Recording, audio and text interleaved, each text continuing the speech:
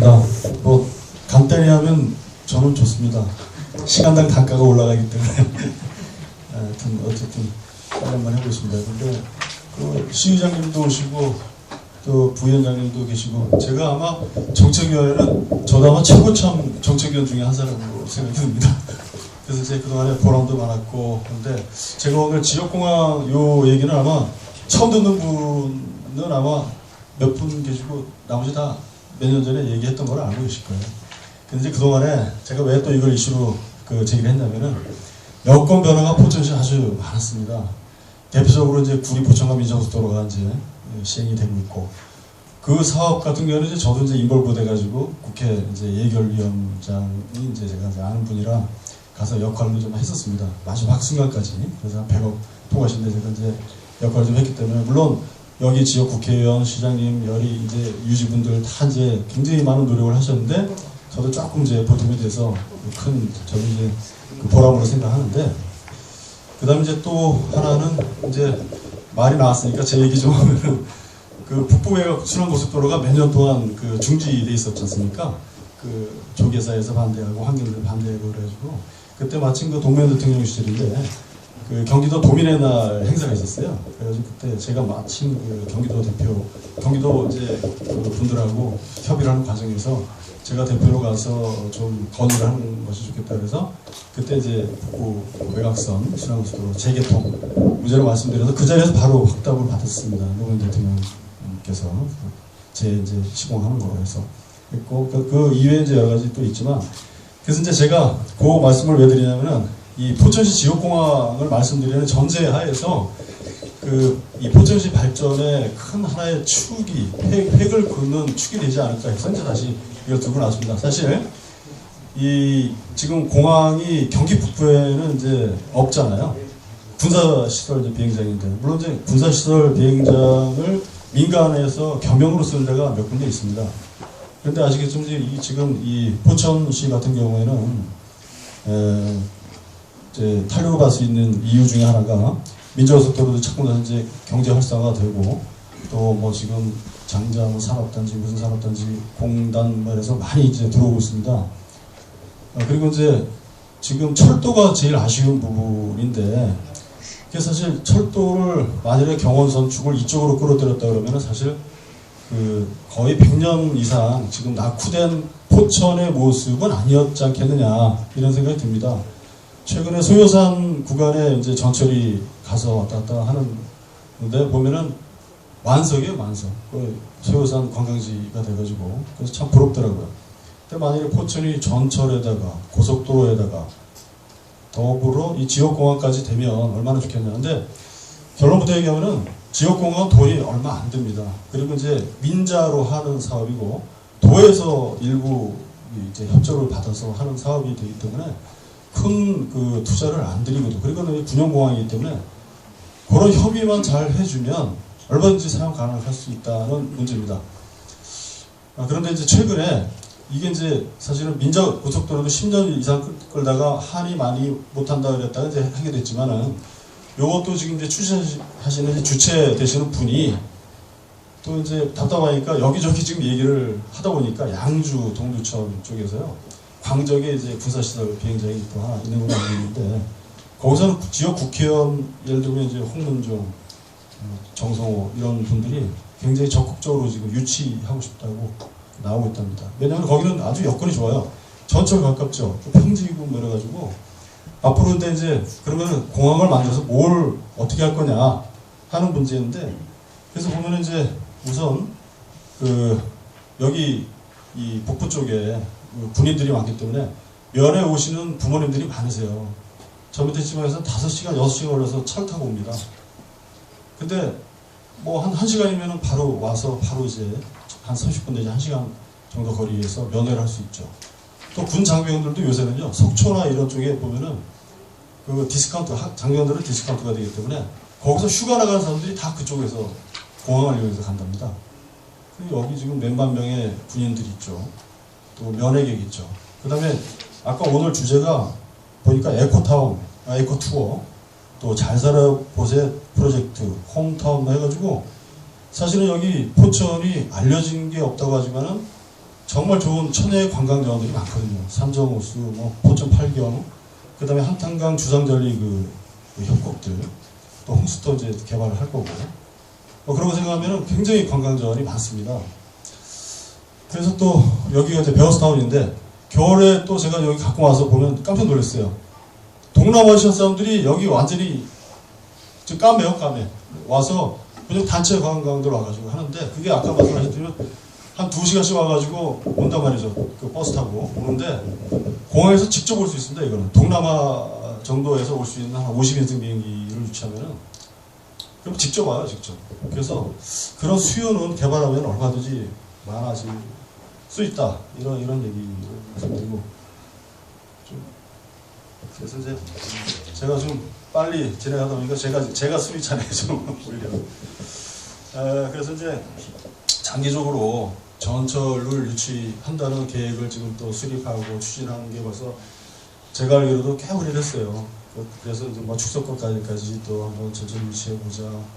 그래서 그것도 이제 돼야 되는 겁니다. 근데 요거는 한 300 몇십억 정도만 들면요. 활주로 좀 연장하고 그 관제센터하고 그 조그만 공항시설을 만들면 제가 보기에는 사실은 대진대가 제일 좋아질 것 같아요. 대진대 바로 코앞이라 그 항공대.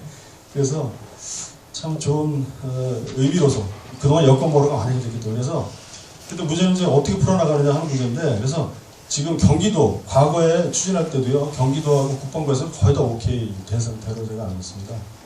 그리고 이제 지금 요 육군단 항공대 그 앞에가 이제 항공 통제 공역 그 구역인데 그거를 이제 심의를 해서 풀어야 돼요. 그래서 이제 1년에 한 번 심의를 하는데 그래서 지금 뭐냐면은 아까 방금 말씀드린 것처럼 양주동 유치원 이쪽에서 지금 추진하고 있기 때문에 이제 이것도 제가 보기에는 경기도나 경기 북부에 2군데는 안 돼줄 거 아닙니까? 민간공항을. 그래서 이게 이제 선택의 순간이 온 것 같아요. 이제 100년 후퇴하느냐, 진짜 50년, 100년 후퇴하느냐, 요거를 먼저 우리가 선점해서 이제 관광객이나 이런 증가 효과를 자꾸 유발시켜서 전철도 오히려 더 조기에 개통시킬 수 있는 효과가 이루어지지 않을까 하는 생각을 지금 해봅니다. 그래서 머리 갈 필요도 없어요. 제가 보니까 저도 여기 헬기로 포천 일대를 한 바퀴 돌아보니까 너무나 아름다운 거 많습니다.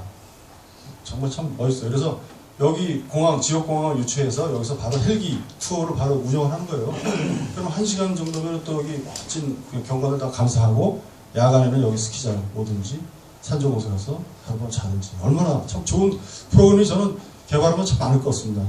그래서 이제 다시 말씀드리고 그래서 이제 그 내용에 대해서는 이제 그 전에 나왔던 내용들의 이제 다 업데이트입니다. 그래서 이제 이 정도는 좀 말씀드리면 문제점 및 대책에서 아까 제가 말씀드린 국방부하고 경기도 푸는 거는 기존에 해왔던 사항이 있기 때문에 조금만 더 손보면 된다 하는 정도 말씀을 드리고 그래서 의장님과 이제 여기 의원님 그다음에 시장님의 의지가 사실은 가장 중요하다고 봅니다. 그래서 이거는 나중에 공론화해서 좋은 결과를 내릴 수 있도록 검토해 주시기 바랍니다. 이상입니다.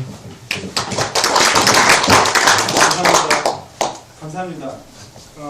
오명진 정책위원님으로부터 포천시 지역공항 유치 계획에 대한 정책대안 설명이 있었습니다. 이제 마지막으로 백유목 정책위원님으로부터 지구 단위 교통에서 완전 도로 적용 방안에 대한 정책 제안 설명이 있겠습니다. 네, 안녕하십니까. 네, 대진대학의 백유목입니다. 시작부터 지금까지 유일하게 서 있는 분이 우리 정 팀장님입니다. 아까부터 못내 아쉬운 마음에 제가 봤는데 우리 정 팀장님 위해서라도 좀 빨리 맞추시도록 하겠습니다. 앞서 우리 용인 의원께서 하늘 이야기를 하셨어요. 저는 땅 이야기입니다. 제 전공 자체가 또 도로 부분, 땅에 관한 부분이기 때문에 뜬구름을 잡아주셨다면 저는 현실 있는 땅구름을 잡아보겠습니다. 완전 도로라는 얘기를 했습니다. 저는 완전 도로라는 말보다도 요즘 이 말을 쓰니까요. 커뮤니티 도로라는 말을 저는 사실은 맞다고 보고 가로 커뮤니티 도로를 했습니다. 조금 생소하신 용어일 겁니다. 최근에 나오기 시작했어요. 미국에서 이제 컴플리트 로드에서 그대로 지키면서 완전 도로인데 이게 뭐 완벽한 결점 없는 뭐 차가 쌩쌩 달리고 하는 그런 도로를 연상하는 것이 아니고 여기서 완전히 커뮤니티의 방점이 주어지죠. 도로를 이용하는 주체인 사람과 자동차 크게 두 가지로 대별한다면 이 둘 다가 안전하고 편리하게 이용할 수 있도록 해주자 하는 그런 관점에서의 도로입니다. 상세한 내용들은 자료에 글로 써 있는 것들이니까 시간 관계상 저는 오늘 글보다는 더 사진, 그림이 위주로 하겠습니다. 아마 배부해드린 자료에는 그림이 별로 없을 겁니다. 없어서 제가 주로 그림 위주로 조금 업그레이드를 해왔습니다. 정식으로 말씀드릴게요. 포인트는 이겁니다. 포천시 생활교통 환경입니다. 완전도로서 커뮤니티를 만드는데 생활교통 환경을 좀 정비를 해보자. 우리 시가 아시다시피 도농통합도시의 성격을 띠면서 넓은 지역에 송우리, 신읍동, 가천 등과 같은 이른바 시가화 지역이 있는가 하면 예천, 그러니까 영중, 영북 등과 같은 이른바 농촌형 지역, 산지에 있어요. 어디를 가도 아직까지는 소위 4.13 국도나 4.27 국도 외에 이면도를 조금만 들어가도 차도와 보도가 구분이 잘 안 되고 특히나 읍면이동은 이거 사람이 지리박하듯이 피해 다녀야 됩니다. 차는 차대로 겁을 내고 다녀야 됩니까?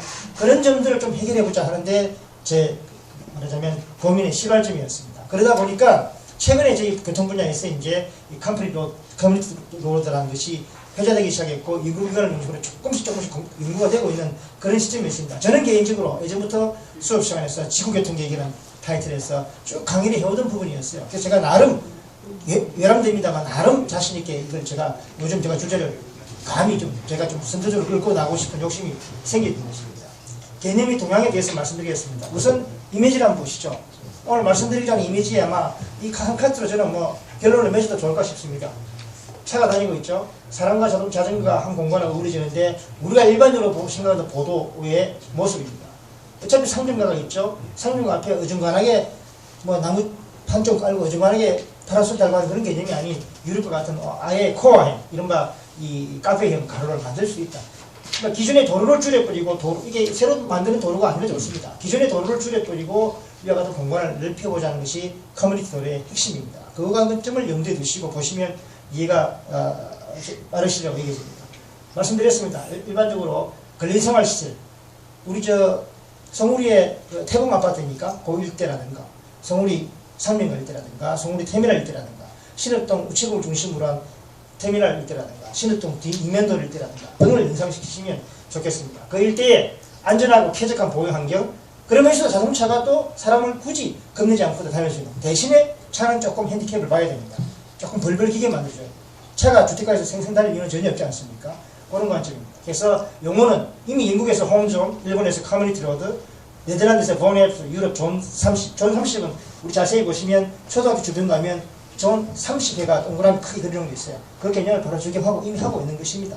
이런 관점들이 이미 개념적으로는 정리가 되어 있다는 말씀을 드리고 국내에서도 이미 시작되었다 하는 말씀을 드립니다.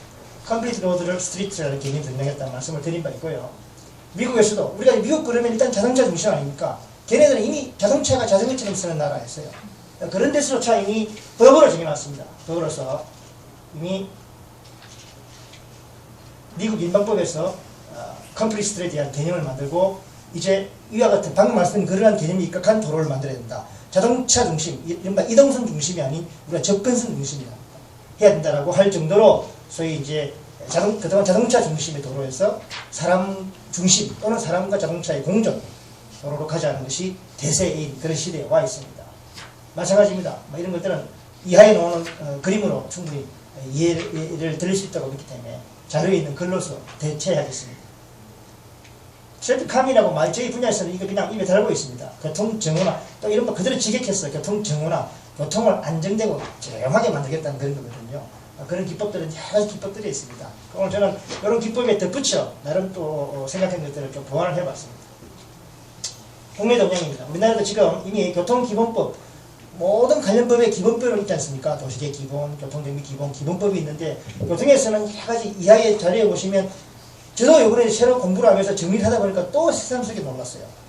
하여 법이란 무슨 법이 그리 많은지 하여튼 엄청나게 관련 법이 많아요. 근데 그걸 하나 묶어보자는 게 교통기본법안인데 2011년도에 국무회 의견은 그쳤고 아직까지 이게 아시다시피 워낙에 바쁜 의원님들이 잘 못 하셔가지고 아직까지 법으로서 공포는 아직 못되고 있는 겁니다만 국무회 의견에 저는 방점을 두고 싶은 것입니다. 그만큼 우리도 이제 교통기본법을 통합하는 건데 그 중에 교통권이라는 이게 키워드입니다. 오늘 제 말씀드린 주제와 관련된 키워드가 교통권이에요. 우리가 헌법에 보장된 여러 가지 기본권이 있지 않습니까? 거주지의 자유가 어쩌고 있는데 교통권이 있는 겁니다. 교통에 대한 권리. 누구나 사람은 누구나 안전하고 편리하게 언제라도 어디라도 갈 수 있게끔 해줘야 된다는 것이죠. 이 안에 아주 함축적인 말들이 많고 이해 당사자의 관점에서 본다면 조금씩 갈등이 올 수도 있습니다. 운수사업 통소사 예컨대 버스 기사님들 입장에서 본다면 이 법이 이 교통권이라는 것이 본인들한테는 노동 강화랄까요? 운전시간이 많아진다든지 등등 하여간 불편한 구수도 있고 운수사업자 입장에서 본다면 불편한 구수도 있습니다. 그럼에도 이 교통권을 신장시킨다는 것이 교통기본법에 들어가 있습니다. 오늘 이 법을 논하는 자리는 아니기 때문에 필요하면 제가 뭐 자료도 있으니까 일본에서도 만들어졌고 유럽에 빨리 프랑스에서는 헌법에 보장되어 있습니다. 우리도 이제 그만큼 말하자면 조금 수준 높은 뭐랄까 패러다임을 간다고 할까요? 그런 면에서는 고무적이다 하는 생각을 갖고 있습니다. 실제 사례를 미리 말씀을 드리죠. 청주시의 흥덕구라고는 아파트 단지인데요. 기존에 여기에 일대가 일자인 직선도로였어요. 주변에 우리가 흔히들 보는 우리 송우리 아파트 단지 뭐 이런 데 똑같은 아파트 단지가 쭉 열고 있었어요. 왕복 4차로, 왕복해가 8차로 도로였는데 이게 차들이 생생 다니는 거죠. 하다 보니까 아이들 교통사고, 주민들이 이런저런 차로 인한 불편함, 사고들이 많이 나니까 어떻게 해볼 방법이 없겠나 하다가 마침 완전도로 개념이 적용이 됐고 주민들하고 공무원, 전문가들의 이제 머리를 맞대고 이와 같이 직선의 도로를 일부러 굽혀버렸어요. 선형 자체는 직선입니다. 선형은, 평면 선형은. 근데 굽혀버렸어요. 그래가지고 공간, 비는 공간들을 녹지로 하려는 등의 이게 초보적인, 우리가 지구교통에서는 시퀀스 기법이라고 하는데 아주 초보적 단계에 말하자면 자동차 속도 억제, 보행환경 증설이라고 아주 초보적 단계의 도로입니다. 이 자체도 하는데 무죄를 먹었어요. 2014년 조성이 됐죠. 말 나온 지 2012년 됐어요. 2년 동안 이런저런 불편함을 겪어가면서 갈등을 겪어가면서 긴 거리도 아닙니다. 여기 한 800m. 한 구간입니다. 불과. 완성이 됐다는 점에서는 아주 굉장히 이게 시사하는 바가 크다. 그렇게 보고 요걸 동네 뒷골목을 보든지 큰 간선도를 보든지 적용 여부에 따라서는 응용 가능성이 굉장히 많은 것입니다. 그런 사례가 있다는 것이죠. 이건 하나의 이상적인 것이죠. 제가 제 나름대로 교통을 공부하는 사람으로서 꿈꾸는 우리 도시의 도로는 이런 모습으로 나름대로 꿈을 꾸고 있습니다. 하나의 그냥 만화입니다. 만화지만 우리가 영화 최근에 백투더퓨처가 나온 지가 뭐 20년 그때 지금 다 실현되고 있다 그랬죠. 그래서 머지않아 우리 도시의 모습을 이렇게 된다고 저는 나름대로 믿고 있습니다. 문제점 등을 쭉 한번 살펴봤습니다. 좀 자료가 좀 제약된 것도 있고 이런저런 예국 자료도 제가 나름 보면서 정리를 해봤는데 한번 읽어보십시오. 나름 뭐 전공자가 아니라도 충분히 이해할 수 있는 그런 것들이기 때문에 문제점은 있는데 크게 뭐 아는 것들입니다. 보행기 자전거 통행 공간이 좀 부족하다든가 시설 기준이 미치는 도로들 의외로 많다는 것들. 그 다음에 수단 및 시설 특성, 통행 조건의 고려가 부족하다는 것들인데 구체적으로는 이런 것들입니다. 이만큼 방금 말을 그냥 풀었으면 이런 것들입니다. 우리 많이 보죠. 자전거 도로 돈들이 만들어놨어요. 온데 전신죽 가로수 심어놓고 심지어 이런 부시고 가라는 얘기인지 그죠? 이런 것들이 시설 기준에 보다 보니까 그 기준 자체에만 함몰돼서 보다 보니까 이 규정에 어긋난 거 아닙니다. 맞거든요. 이런 현상이 나타나고. 횡단보도에 이게 좀 밝히게 좀 사실은 야간에 특히 우리 시의 읍면 리동에 있는 야간에 가로등 별로 없는 리단위의 동네 가면 횡단보도 안 보입니다. 그런 횡단보도만을 밝게 만들어주는 조치가 지금이라도 예를 들면 이런 겁니다. 이 횡단보도 위에 가로등하고 우리 지주식 가로등은 이 사도 각도가 많이 안 나기 때문에 어두워요. 줄을 걸쳐놓여 있습니다. 현가식으로 걸칠 수도 있지 않습니까? 그래서 횡단보도만에다 비를 비추는 방법 만이라도 시행한다면 이런 건 해소할 수 있죠. 이런 것도 자전거 도로를 억지로 만들다 보니까 보도가 줄어드는 거예요. 이거는 제가 신문에서 따봤어요. 국회의장님 죄송합니다. 법을 만드는 곳에서도 법이 규정이 안 지켜져가지고 실제 기준보다 조금 자전거 도로고 이 척구거든 척구. 척구에다 자전거 그림 그리고 자전거 도로 하는 국묘 공색한 짓이랑 감히 국회에다 제가 또 국회 모습적으로 가기 모르겠습니다만 하여간 이런 공색한 행위가 벌어지고 있다는 그런 겁니다. 그래서 이제 주요사업 현황에 쭉 보면 보행 부분과 자전거 부분, 대중 같은 부분인데 한번 그걸 보십시오. 어려움 하나도 없습니다. 여러 가지 우리가 언론을 통해서나 그동안 쭉 봐왔던 사업들을 나름 다시 한번 적시해봤어요. 한계점이 이거는 이런 자료들을 대체하겠습니다. 아까 제가 말씀드린 새삼스럽게 자료를 보니까요. 제가 주로 관여하는 부서가 국토해양부입니다. 여기만 봐도요. 이와 같은 국계법이라든가 국가교통통합법, 교통만으로 하나, 둘, 셋, 한 5개 법들이 비슷비슷한 얘기들 갖고 비슷비슷한 규정을 갖고 있어요. 그러니까 제가 죄송합니다. 우리 시에 우리 고생하시는 우리 공무원들 다 계신데 제가 공무원 자기 일을 하면서 공무원들이 머리만 좋으면 얼마든지 법을 피해간다는 말이 이상합니까? 얼마든지 법을 잘 조합해서 안 되는 것도 되게 할 수 있는 방법이 있겠다 생각이 들고, 그러니까 그걸로 잘 조합해서 되는 것도 안 되게 만들 수 있는 방법이 있겠다는 생각을 나름대로 해봤어요. 보십시오. 이 안에서 이 규정한 것들이 도로 및 보행관련 관련들이 굉장히 많습니다. 이것뿐 아니죠. 행안법, 경찰청 등등에서 관련 것들이 있다. 이런 것들을 우리가 좀 정리를 해야겠다. 이거는 정리하는 것은 공부하는 사람의 몫이죠. 제 나름대로 계속 정리를 할 겁니다. 저도. 찾아보니까 이렇더라고요. 보니까. 규칙면, 하부 규정의 규칙, 지침, 편람 이런 데도 주목되는 게 이렇게 많습니다. 보행, 도로만 해놓고 있습니다. 제가 찾아본 거면 이 정도입니다. 쭉 표에 다 제가 적시를 해놨으니까 한번 참고해 보십시오. 그래서 이런 것들 쭉 있는데, 정리를 하면 이런 데서 진출입력 문제, 건물의 주차장이 좁은 이벤트로 등의 진출입, 예컨대 상점 지어졌는데 주차가 골목에 상점이 슈퍼가 있는데 차량들이 마음대로 툭툭 드나들 수 있게 있다든지 뭐 그런 것들. 교차로에서 사람이 잘 안 보이, 시인성, 사람 건너기 잘 안 보이고 자전거 건너기 잘 안 보인다든지 이런 것들이 전부 다가 지금 문제로 지적되고 있습니다. 자전거 횡단도 마찬가지입니다. 버스 정류장 이하에 다 전부 다 그림을 있으니까요. 있는데 그렇다면 어떻게 설계를 그럼 어떻게 해야 되느냐, 이게 핵심이 되겠죠. 어떤 식으로 설계를 해야 되는 것이 제가 지금 말씀드리는 소위 커뮤니티대로 완전 도로에 필적할 수 있겠나 하는 건데, 하나의 제가 자주 인용하는, 제가 어딜 가도 자주 이 사진만큼 꼭 들고 다닙니다. 그냥 한번 연상해 보시죠. 차로만 달리는 길, 대중교통관을 이용했을 때, 자전거 등을 이용했을 때의 우리의 거리 모습 어떨까 하는 것입니다. 설계 기본 방향입니다. 뭐 이거 뻔한 얘기입니다. 저는 학교에 있는 사람들 특유의 좋은 말을 다 써놨습니다. 자료를 보십시오. 이런 식으로 하자는 얘기고요. 구체적으로 설계수를 상세하게 한번 그림을 한번 보겠습니다. 이런 겁니다. 이렇게 차가 나올 때 4번이죠. 이게 반사형 설치하고 과속 방지턱 설치하고 이런 것들 일반적으로 하는 것들이 쭉 하는 것들이 안내 주의 표지하고 하는 것들인데, 이거는 뭐 이걸 이제 조금 개량시켜 보자는 것이 목적입니다. 마찬가지입니다. 고원식 횡단보도 보도를 높이라는 거 있죠. 요 횡단보도에서 올 때 횡단보도 높이랑 같이 하는 겁니다. 얘를 높여놨거든요. 나온 애들이 한 번에 못 튀어나가게 하는 거죠. 회전 방향 축소, 일부러 이거는 확대지 왜 축소나 싶겠죠. 여기를 보통 넓히려고 그러거든요. 가각 전제. 여기를 넓히려고 그러는데, 저는 물론 이제 앞으로 주택가 이면대로 골목길에서만큼은 여기에 농업차들하고 상충을 방지하기 위해서 이거를 줄여버려요. 돌기 힘들게 만들어가지고 천천히 돌게 만드는 얘기죠. 그럼 상승이 안 일어납니다. 그런 얘기입니다. 직진에서 자전거 안전을 고려한 교차로 설계가 등등이고요.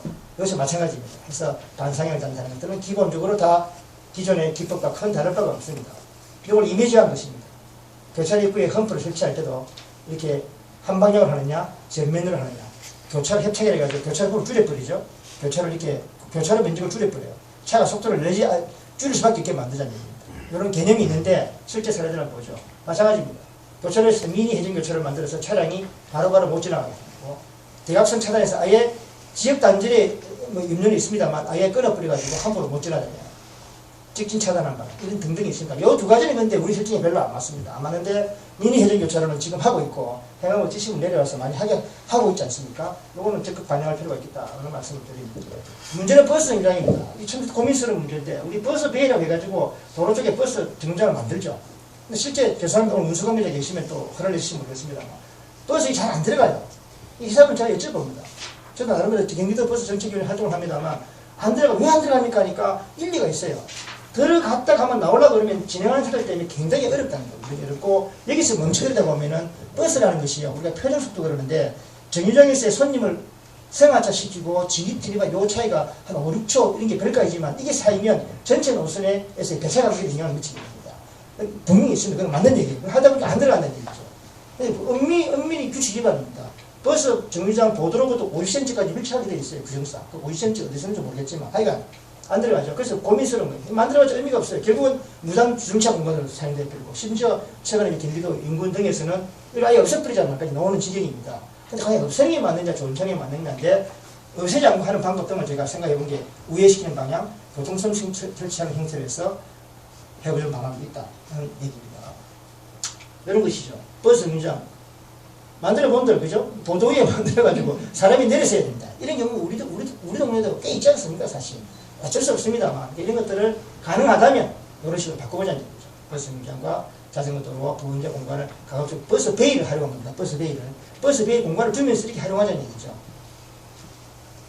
그것을 그림으로 모식한 것입니다. 참고로 하십시오.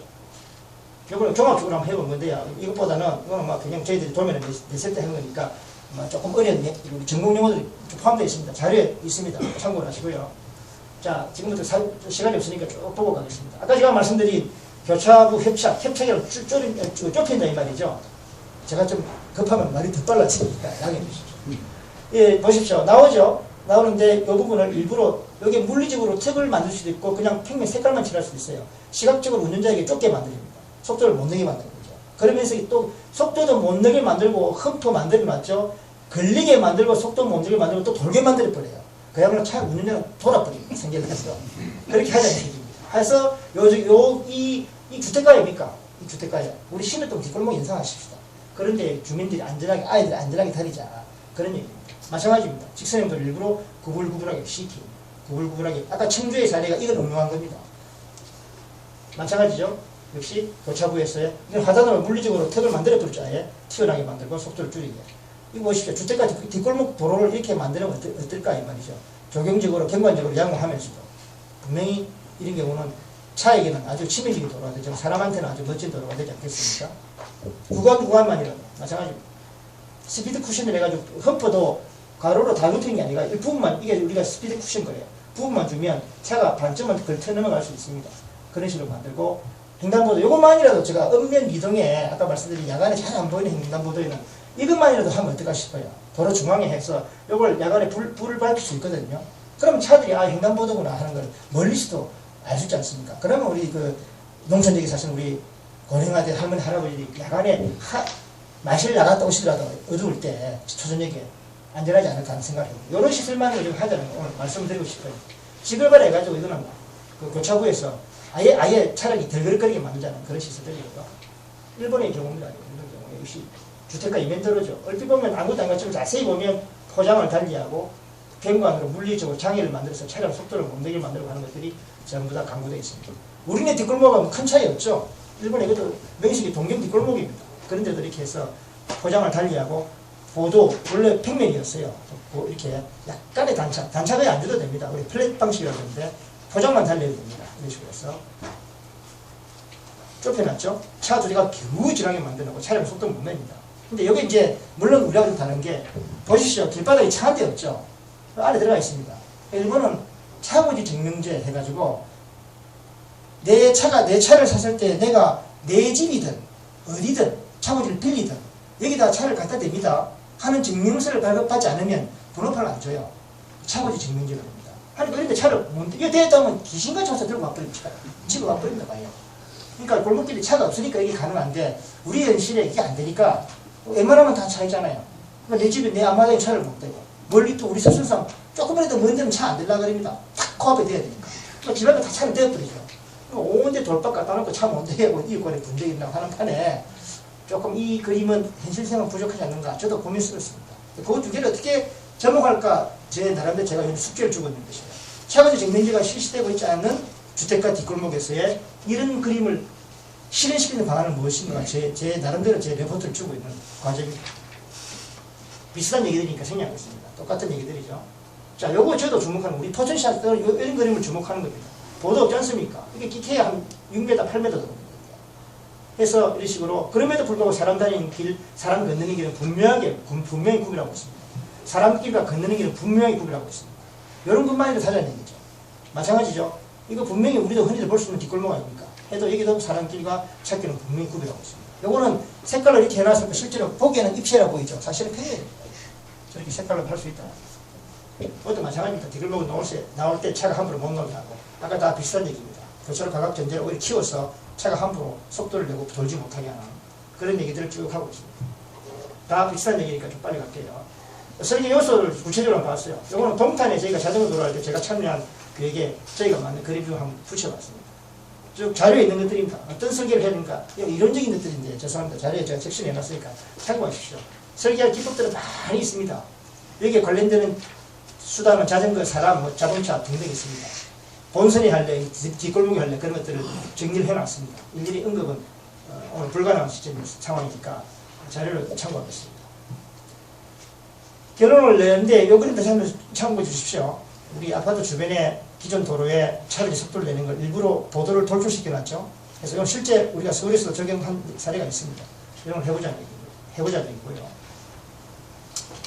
여건 배경을 설명했습니다. 그래서 어쨌든 우리 포천과 같은 중소도시에 지역 특성이 반영한 주거지, 학교 주변, 근생 밀집지역, 송우리 등등, 터미널 주변 등등, 근린생활지 밀집 상업지 등의 생활교통 확충을 위해서 우리가 어떻게 할래 하는 점에 착목해서 이야기를 좀 해봤습니다. 그래서 쭉 글로서 정책 제안을 적어놨으니까요. 참고해 주시고, 지역 단위를 이른바 시가화된 지역, 신협동, 송우리, 일동 등, 그러면서 또 상계에 있는 읍면단위 지합지역, 크게 두 가지를 나누어가지고 그 지역 특성에 맞는 설계요소를, 아까 설계요소 표를 보여드렸지 않습니까? 특성에 맞는 설계요소를 우리가 발굴해서 채택을 하자. 물론 사전 조사 분수 작업은 진행돼야만 뭐 두말할 의지가 없겠죠. 하여간 하자는 얘기인데, 구체적으로 정책 제안 예시 마지막입니다. 예를 들면 신협동 주변에 이런 가로가 있었다면, 우리 동네는 아닙니다. 서울의 어떤 모습입니다만, 이런 동네를 이런 식으로 하면, 뭐 단순히 보면 포장 좀 바꿔주고 예쁘게 꾸민 것이지만 효과는 다르죠. 저는 여기 이 부분에서 교통뿐 아니라 요즘 우리가 소비 트렌드를 봐도 서울에 뭡니까 어디 가로수길 무슨 길 그러잖아요. 젠트리피케이션이라고 최근에 언론에 기사가 됐죠. 문화에서 뭐 예컨대 기껏 상가 활성화 시켜놓으니까 인들이 올라버리고 자본가 들어와서 결국 다 쫓겨나고 하는 이른바 젠트리피케이션 뭐 오류도 있습니다만, 저는 우리 동네에도 이렇게 신협동 상가 등등도 이런 식으로 바꾸면 교통의 관점도 있지만, 요즘은요 어떤 상품 하나를 소비하려고 어떤 상점 가로를 가는 것이 아니라 저는 공간 소비, 공간을 소비하는 거죠. 공간. 이 가로 공간, 이 문화를 소비하는 것도 있습니다. 여기에서 그때 티셔츠 하나 사러 왔지만, 야, 이 가로가 이리 멋있었는데 한번 걸어볼까 하면서 쓸데없이 걷더라도 그것 하나의 소비죠. 그래서 저는 공간 소비라고 얘기하는데, 그런 공간 소비 측면에서도 오늘 제가 말씀드린 이런 지구교통 차원에서의 커뮤니티 도로 조성은 필요하다는 말씀을 드립니다. 마찬가지입니다. 이거는 뭐 좀 시가화, 송우리로 예를 들까요? 조금 시가화된 쪽에서도 이렇게 정비를 할 수 있다는 겁니다. 이런 식으로. 그래서 시각적으로 많이 차이 나지 않습니까? 해보자 하는 것들입니다. 조금 빨리 오고, 요거는 뭐, 이제 그 외에 우리 뭐 구체적인 국도 등들도 이렇게 할 수 있으면 해보자 하는 이미지, 그림이 되겠습니다. 마찬가지입니다. 아까 말씀드린 기존 도로를 이렇게 시퀀스 방식으로 구불구불하게 만들어줘서 안전한 도로를 만들자. S자 형식으로. 여기까지 해서 이런 방식으로 이제 정리하자면, 시가화된 구역과 비시가화된 농촌지역의 특성은 분명히, 도로 특성은 분명히 다릅니다. 분명히 다르니까 그런 특성 인자를 우리가 도출해내고 맞는 설계를 적용해서 거창히 할 필요도 없이 할 수 있는 것부터, 아까 말씀드린 단박에 횡단보도에 그죠? 전등 하나 갖다 놓는 것부터, 거치식 전등을 달아주는 것부터 해서 안전성을 도모하면서 자동차와 사람이 공존할 수 있는 생활형 도로를 포천시에 좀 만들어보자 하는 내용으로 오늘 정책 제안을 해봤습니다. 이상 마치겠습니다. 정책위원님 수고 많이 하셨습니다. 정책 제안을 발표해 주신 정책위원님 정말 수고 많이 하셨습니다. 이것으로 정책 제안 발표를 모두 마치겠습니다. 다음은 오늘 마지막 순서로 정종근 포천시 의회 의장님과 함께 정책 토크쇼를 진행하기에 앞서 준비를 위하여 약간 한 3분 정도 쉬도록 하겠습니다. 다음 3부 진행은 약 47분 정도에 하도록 하겠습니다. 곧